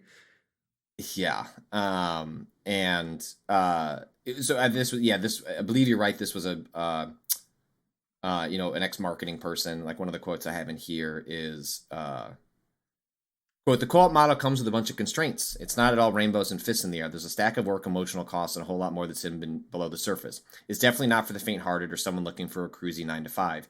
When you have to defend and justify your every idea to each and every team member, or every member of the team, you have to be very motivated." Which I think there are reasonable points in there, but I think the question just becomes, what do you lose along the way? I think there are worlds where these existing business structures can, benefit folks, but we have lots of evidence that they don't. And I think for Motion Twin, that's the developer that was on Dead Cells, part of their point was they didn't want to scale. Right. They're like, we have a team that works. Like a lot of these, co-ops that, even individual ones are structured differently, but the ones I've profiled over the years, it's like, well, everyone talks about every decision. And it's like not hard to imagine that being like, how the fuck do you do that with 30, 40, 50, 100 people? Pretty soon you have co-ops within co-ops, which is just like dividing labor in the way that you normally do it like a traditional business. And not that it couldn't be done, or find ways to find in the middle, but I sort of don't blame either side for, I hope the folks at Evil Empire, like, they're happy and well paid, but I also don't blame Motion Twin for saying like, yeah, Dead Cells was a success. That's great. Let's cash it in. But I don't want to become a 40-person team. Like, reason Dead Cells worked was because it was the small team. So, hey, on the topic of being absorbed by evil empires, though. All right, we had our vegetables. Now let Rob talk about Project Cars. What's to talk about? It's dead. It's done. EA is dropping Project Cars. They acquired Slightly Mad Studios some years back, and according to this GI Biz article, The announcement was made internally. It's unclear at this stage to what extent staff could be affected. EA said the employees working on Project Cars will move into, quote, suitable roles, quote, wherever they can. In a statement from EA, they said, today we announced internally an update to our racing portfolio. Following an evaluation of the next Project Cars title and its longer-term growth potential, we have made the decision to stop for the development and investment for the franchise. What was the state? Like, EA did their own investigation. Rob, what was the state of Project Cars prior to? Not good since EA took it over. Like that's fundamentally what we're. So, I mean, this is kind of what was always worrying about when Codemasters acquired Slightly Mad, and then EA quickly acquired Codemasters, which means that you went from being in a situation where EA was making a bunch of racing games, Codemasters was also making a bunch of racing games, Slightly Mad was also out there making their own racing games, and then suddenly imagine all that just collapsing into one entity. EA now is deploying all these racing game development resources and deciding how they're going to be allocated. And unsurprisingly, they reached the conclusion that none of this other stuff is of interest. So Project Cars, for people who don't sort of remember the origins of this. So Slightly Mad made a couple really well-regarded like sim-light racing games for EA, Need for Speed Shift, and then I think the next one was called Shift 2 Unleashed because it didn't really fit with Need for Speed. And they were very, very cool games. It had a very different vibe from anything in the more serious sim space, but also were very distinct from Need for Speed. And were well regarded. The series didn't kind of go anywhere. Need for Speed went in a very different direction from that. So Slightly Mad goes away. And they developed... they crowdfunded Project Cars. And Project Cars, in a word, ruled. Project Cars was a great game, had a great aesthetic, felt tremendous to race. I think Austin was a huge fan as well. You can look up Austin's reviews of those games. Really, really cool games. And I don't think they... In some ways, like in terms of presentation and vibe, it felt like you almost had a rival to things like Forza and Gran Turismo. But the thing they could never do, of course, was the scale of those games. But Project Cars 1 and 2 were very, very good. Seemed fairly successful. Then they get acquired by Codemasters, and in no time, they're part of EA.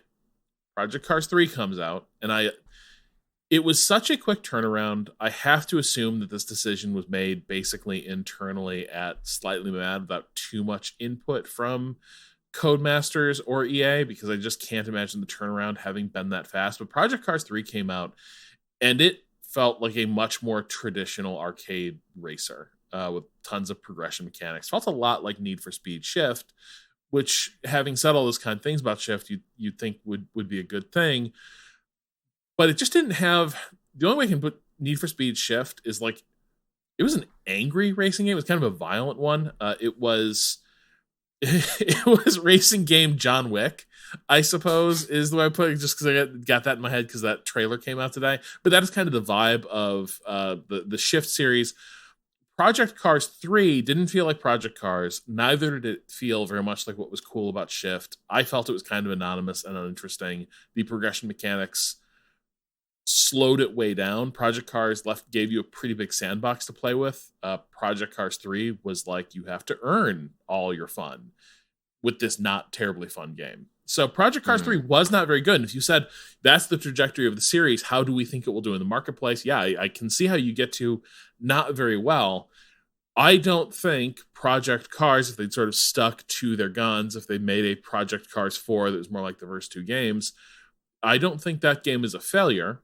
I think it is not going to bring the return on investment that a company like EA wants to see from development resources when they contemplate these decisions. And this is often the concern when you see acquisitions like this. A company like Slightly Mad could operate at a certain scale and make games that sort of hit on this scale. EA does not operate at that scale, does not care about successes at that scale.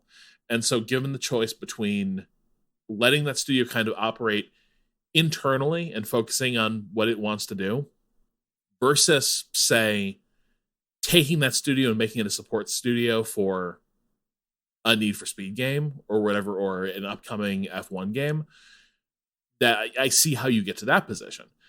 By the way, it seems like things aren't awesome at Codemasters either, because I think the word is also that the Dirt series is effectively kaput and sort of has been for a while, following sort of a long decline as the series has thoroughly turned its back on rally racing and like the Colin McRae series origins of that series.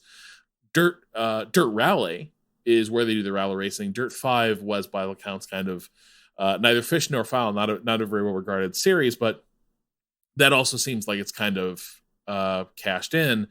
And so right now it appears that, you know, what we've got left from all this, from those portfolios, is an uncertain future for Grid, which had that very cool FMV Fake Drive to Survive game that came out earlier this year. The F1 series, which is fine, but I don't think they have very interesting ideas for what to do with it. I think the stuff they added for F1 22 was pretty weak sauce. I think the stuff where, you know, the selling point that we have supercars and exotics in the game was miserable because they felt horrible to drive in that game. Dirt Rally, I guess, will continue going on, and I think they now have an exclusive license for the Rally Championship, but that's not a terribly exciting lineup compared to what would have been offered a few years ago if all these were like 3 separate entities.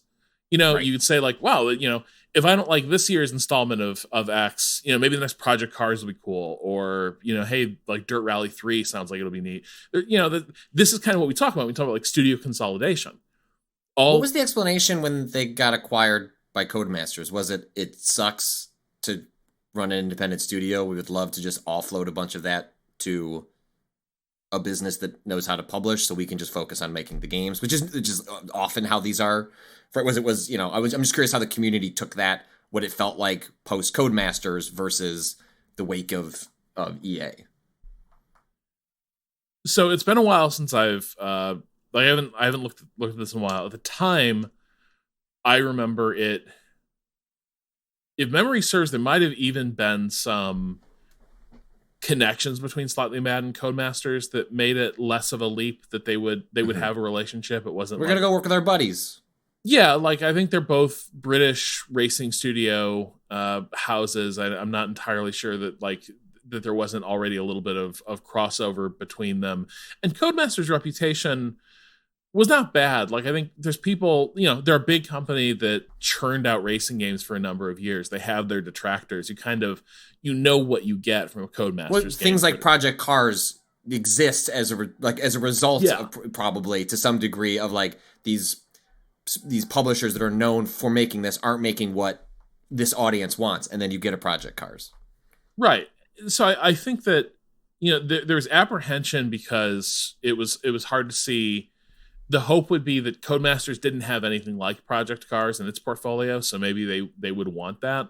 That's not how that played out, really. But the other thing is that I don't think anyone saw that the EA acquisition would follow so closely on the heels. And the EA model is very clear what that is right now. It is licensed sports games, and that is what, you know, they have remade the F1 series into looking and feeling like an EA Sports game, which was already a direction that Codemasters was taking it.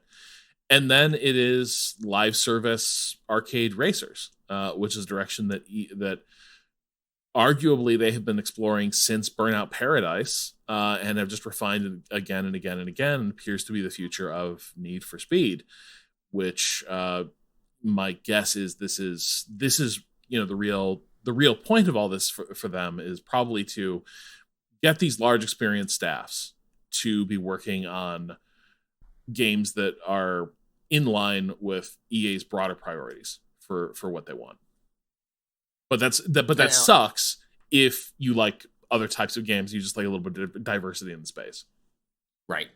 And a bummer note that earlier this year, it was noted here in the piece that Project Cars and Project Cars 2 were both going to just be straight up delisted because these games rely on licenses. Right. And when those expire, then, you know, you can't keep selling that. You can keep what you own, but those games now just sort of poof. Which is that they're gone. And the one that's left is the game that nobody liked. And that's a total bullshit thing too. Like I hate that the whole like need a license to visually represent a thing that exists in the world. It is such a, it really does, like there's no reason for a racing game to have to go poof like 5-10 years after the fact. And a lot of old ones don't, because nobody did license deals like this now.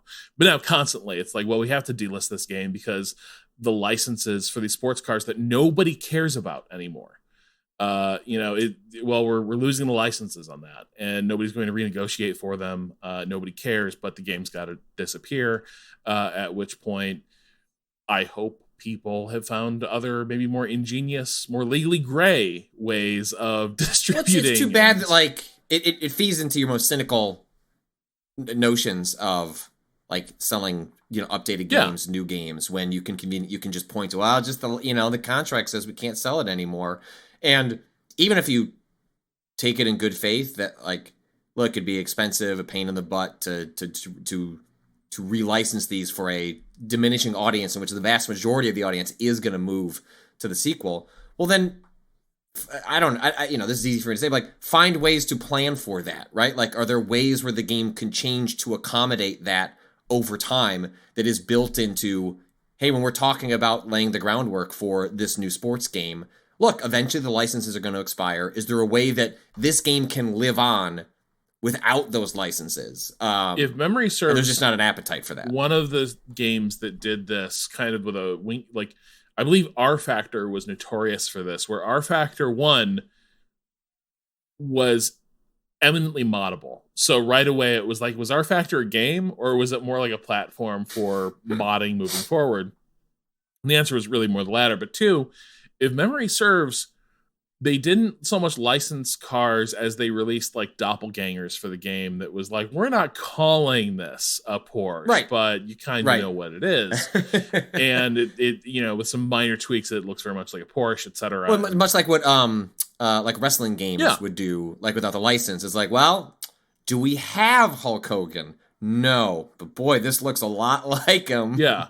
And I think the real kicker, of course, is that, you know, one of the most legendary racing games of all time is Grand Prix Legends, which is the Papyrus historical F1 racing game. And you would think like there should be a lot more games like that, right? Like historical racing, like especially before, you know, car design used to be really different, a lot less homogenous, etc. So why isn't there more stuff like that? It's because like doing licensing deals around this stuff is a nightmare. Like Codemasters offers historic F1 cars in a ton of their racing games, and a huge issue every year. Like, you know, sometimes the question comes up, well, why can't you just do like, you know, an old season? Why can't you do like classic F1 game? And the answer is because doing all the licenses for these various cars and display like deliveries were often informed by advertisers who often don't exist anymore too. Right. So like the companies that gave these cars their sort of colors and aesthetics have also kind of disappeared, and it makes it impossible to make a game where you're like representing these things as they were historically. And that's garbage, right? It's absurd that it's absurd that you can't do that, because like it's all historical fact. Like it's in the record books, it's documented. Right. It's like it is a bit like, and I guess, you know, there have been some games that involve military hardware that also do weird licensing shit, but it is a bit like, sorry, we have to delist this World War II game because we couldn't renew the licensing on the Sherman tank. It's kind of a weird thing, but this is where this has ended up. And so, yeah, I think this is a bummer, because this is kind of exactly the, like loss of vibrancy in a genre ecosystem that you kind of expect to see when a series of acquisitions like this unfolds. And here we are. It doesn't mean like we're not going to get more good racing games. We probably will, but we're not going to get the types of games that Slightly Mad made before, and probably in the future, increasingly few games that feel like what Codemasters often used to make as well. With that, shall we take it to the question bucket? Please. Let's dive in. Let me take a dip. Splish. All right.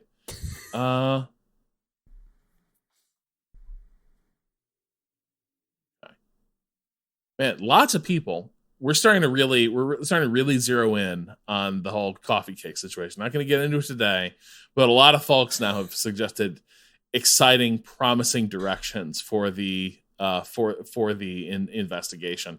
You know what we need to do?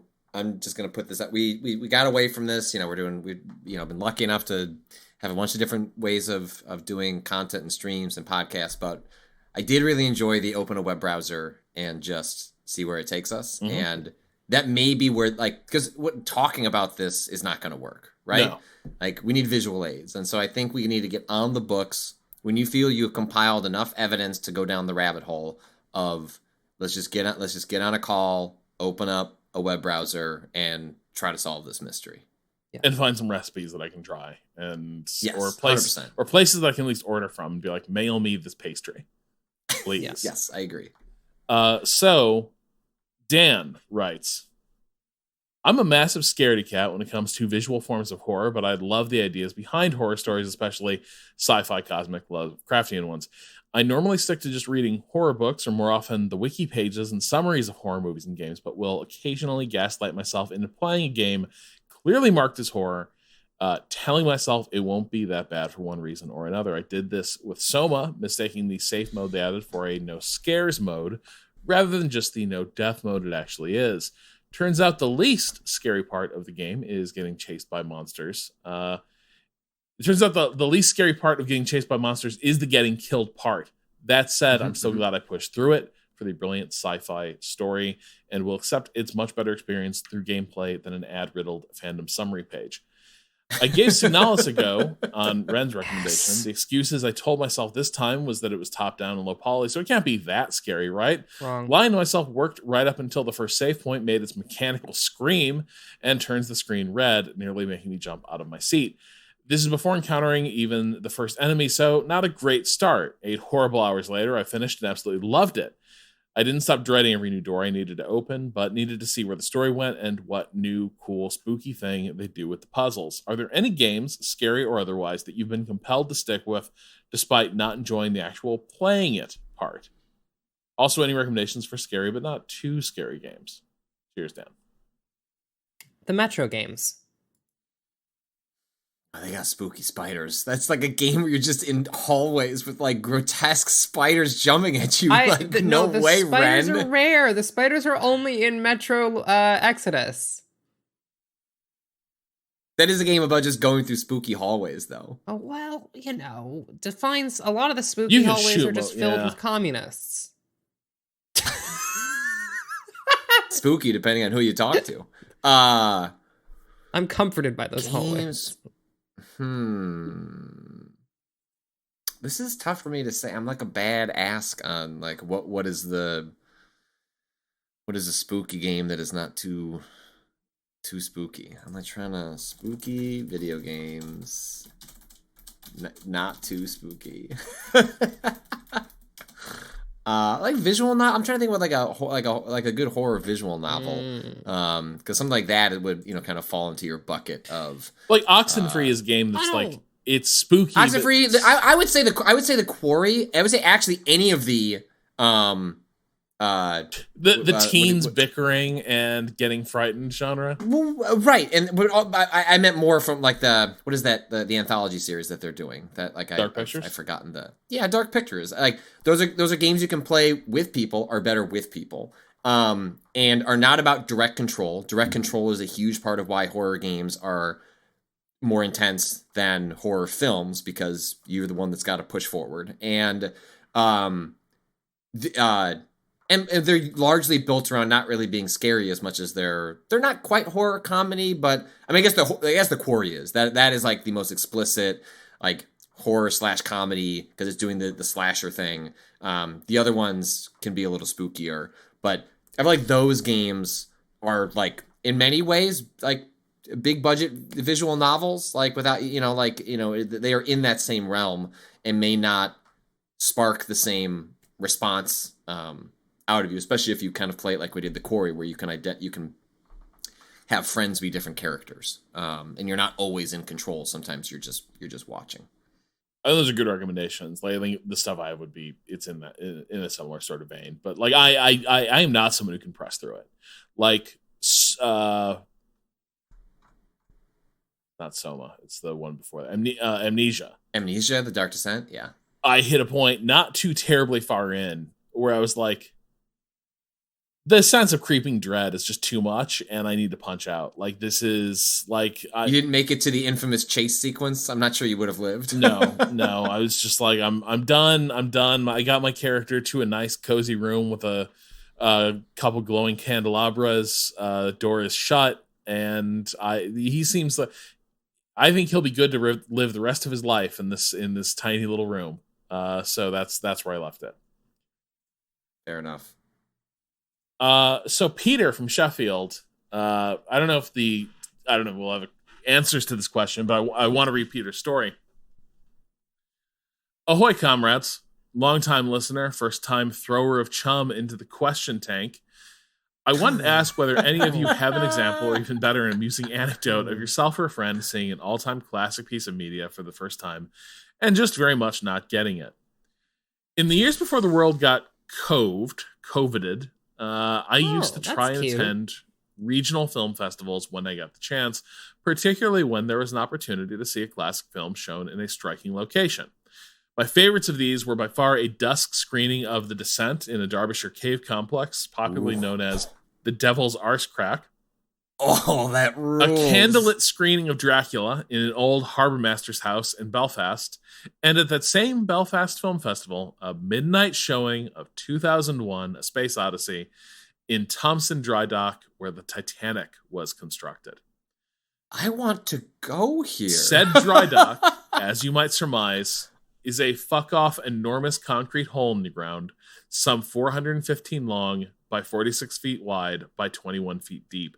They built a temporary steel staircase down into it and projected the film directly onto a canvas on the far narrow wall.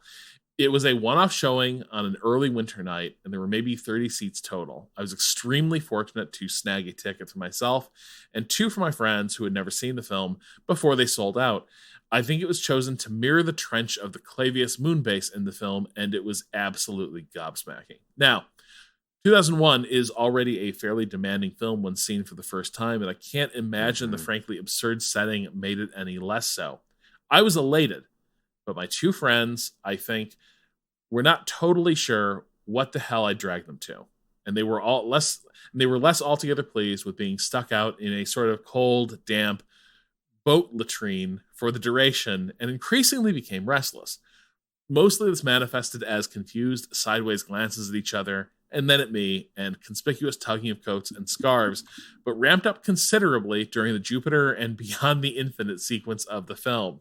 My friends, now freezing cold and already shell-shocked by the previous 90-plus minutes, hit a point of absolute hysteria.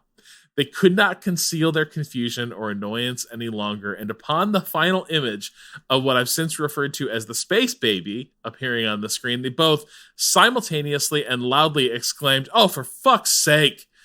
just as the music ebbed, instantly cutting through every ounce of cinematic tension that had been built up for the previous 2 hours. We were sat near the back of the screening, and I think probably about 2/3 of the attendants turned around in their chairs to scowl at us, though it's possible that number looms larger in my memory than it was in reality. My friends, equal parts embarrassed and bemused and not unconvinced I dragged them there as some sort of an elaborate prank, fought to contain crying with laughter all the way through the credits and well into their first pint after we left. I can only help my attempt to furnish you with a recreation of that ridiculous event is half as funny to you as the memory is to me. They have since both come around to appreciating the film, but it will forever be the Space Baby movie. Thanks for everything you do. Fuck TERFs, fuck the Tories, fuck capitalism. Peter Sheffield. It is an important detail that you made them do that sober. Like, that the first drink came after watching. Can you imagine how cold? Also, like, you're in a concrete channel next to the North Atlantic. Yeah, and it's early winter. Yeah. Right? Like, this isn't like, oh, in September we're doing this. It's and damp like, all and you it's need cold. And that's a very, like, I 2001 is a movie that I respect. I do not like it. I don't need to watch it. I watched it once in college and was like, damn, I'm good. Like, important to cinema. Do not give a shit about it. And the notion that this person drags some people to just the most horrid conditions, dead sober, to watch this for the first time is you're lucky they were this kind to you, is what I'll say. So I need Peter from Sheffield to like let us know when cool stuff it like what an incredible series of viewings though. This is a good bit. This is a good it's a good bit. hobby. We had this conversation years ago on the podcast in which it was like we had Austin on the show, maybe Danielle was still here, in which it was like, what do you do in situations where you want to introduce something that means a lot to you, to other people? And then what are reasonable expectations to have when you do that? Because like, it can be frustrating to be disappointed if someone doesn't think the work that means a lot to you ends up meaning a lot to them. And I feel like an exclamation point version of this is to go to a one-off like special showing. It's not like we just went to the theater and like, hey, they show classic movies on Sunday nights and the tickets are $3. It's like, no, like you took seats away from people that would have had a profound and moving experience with this film to have your buddies super annoyed. And on some level, that rules. On another level, it's incredible. I question though. I do question a little bit. I think anyone who goes to a screening like this, you're aware you're seeing it with an audience that's primarily there for the novelty, because it sounds really cool, yes. But also like you're going to be like, you're introducing an element of physical discomfort that does not attend most like movie screenings. Like I just don't imagine this is anything up other than a very weird experience, right? Because like you can hear the ocean probably, shipping traffic in the channel. There's 4DX, and then there's going down to a makeshift set of stairs next to where they built. Can you imagine the how Titanic. It sounded with the speakers like booming off? I imagine very echoey. Yeah, it's like yeah. So I do think like anyone there, you knew what you're letting yourself in for. I'm amazed that more people weren't drunk, because this seems like quintessential. Like, let's get loaded up, and if we make it down the giant staircase, we'll watch this movie. But also someone is going to have a flask of whiskey in their coat and we're going to pass it along. Yeah. But the problem there, though, is I'm sure there's nowhere to piss down there, Rob. So anytime you have to piss during this long movie, It all depends on going how up far the metal stairs. How far down have they illuminated the channel of the dry dock? Because it's all, there's a certain point where it's all washing out to sea. It's like, all of a sudden, like, wah, wah,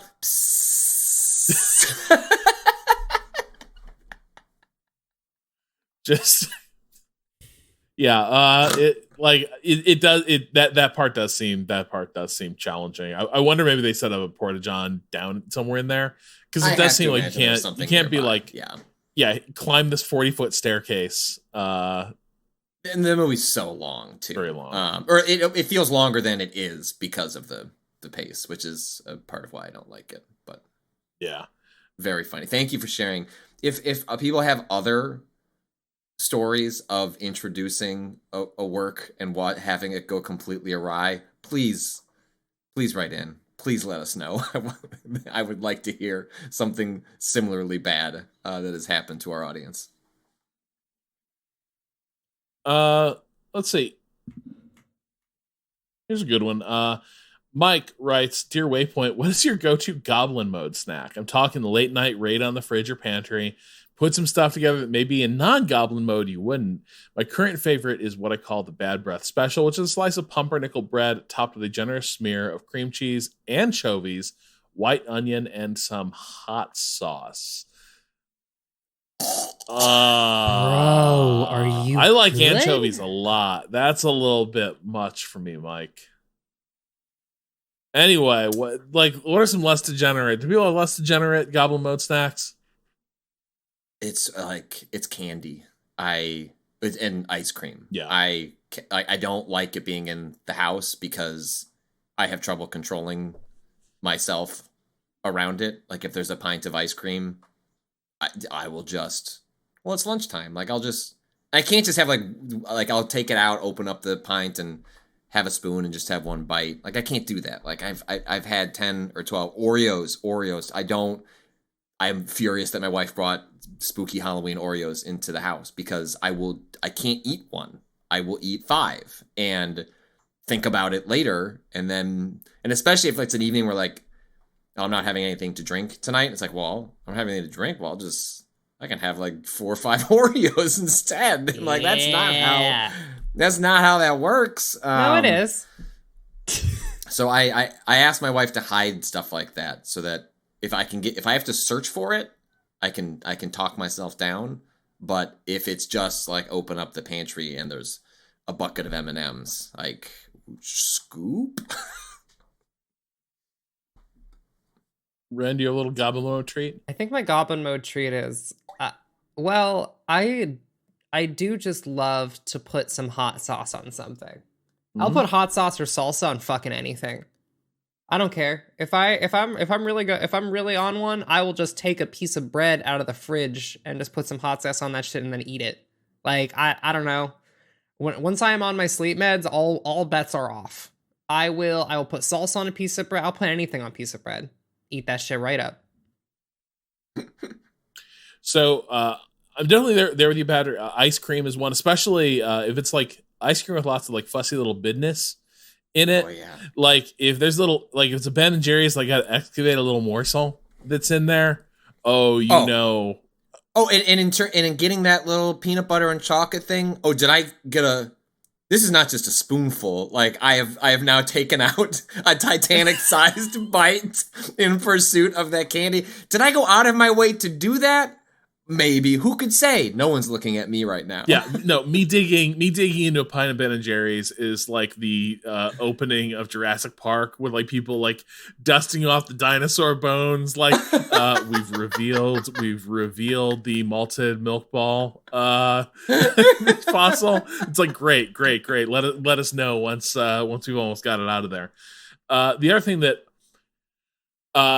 popcorn. I fucking love popcorn, especially if I have the tasty little powders to put on it. Like if I make it buttery, but then also like white cheddary. Oh, that's heaven.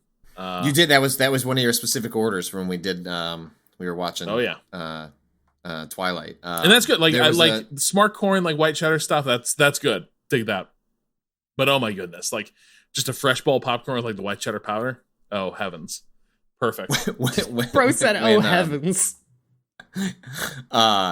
For our 10th anniversary, my wife and I went downtown to Chicago, like rented a hotel room, got a fancy dinner, and then went and saw Nope. And the theater that was closest to us was one where it's like adult centered. It's like not really meant for kids, so it's got a bar and like the concession stand. There isn't a concession stand. There's just a bunch of huge tablets, and you just put that in, and you put your seat number, and they come and bring it out to you. Which sounds like it could be convenient. And even though we'd had an enormous, expensive dinner, you need no more food. Like the booze is enough. My wife's goblin mode is popcorn, and she doesn't need a lot. She doesn't need a huge tub. She like sometimes. We'll just analyze what's the cheapest option. And sometimes it's getting the kids thing and then keeping the kids stuff in her purse to give to the children later so she can have the tiny little popcorn thing.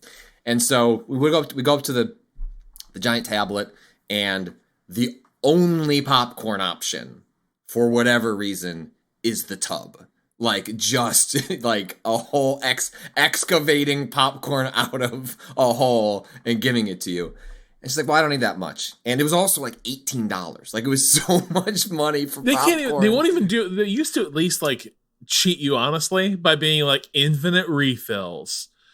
Right. And then you'd be like, I'll get the small one, but then you only go once, and you still overpaid for the idea of infinite. But I'd refills. rather pay $8 for the small rather than $20 for this like mammoth size, meant clearly for a family. And so I said, well, let's go and watch the opening scene. And when the movie slows down for a minute, I'll go talk to someone and see if I can figure it out. Came back out, and they were like, no, sorry, like that's the only thing we're offering right now. So I Took that credit card out, slid it through. Was like, hey, it's a 10th anniversary. Like, not going to be a stickler about stuff tonight.